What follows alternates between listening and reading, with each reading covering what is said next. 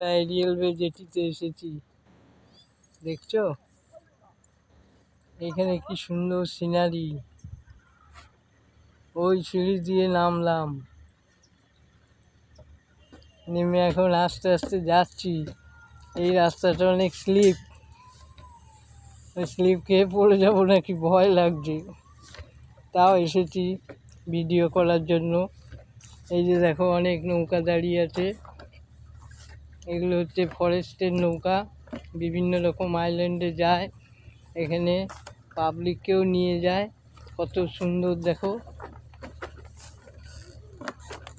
নৌকাগুলো। ওই যে রেলওয়ে জেটি, দেখেছ?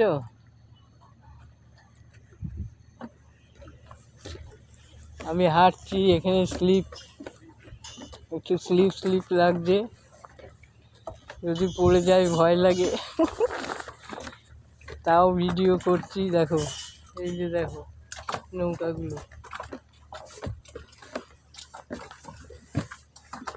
বিভিন্ন রকম নৌকা এখানে দেখো।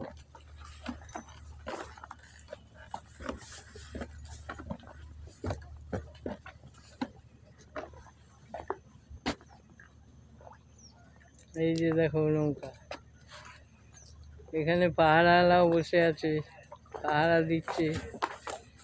কি সুন্দর, অনেক সুন্দর লাগছে এইখানটায়। এই যে দেখো এইখান থেকে উঠে এই যে নৌকাগুলো এখন বেঁধে রেখেছে, বোটগুলোকে এখানে বেঁধে রেখেছে, যখন যায় এখান থেকে খুলে নিয়ে যায়। দেখেছো বাংলা আছে, কি সুন্দর।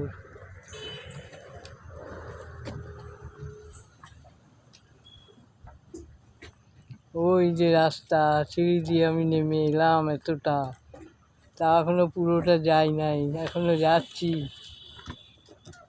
একটু স্লিপ লাগছে।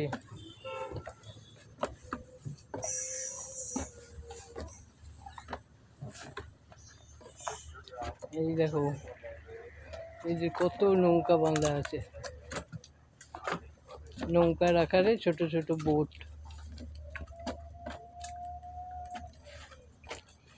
দেখো কতটা রাস্তা আমি এলাম,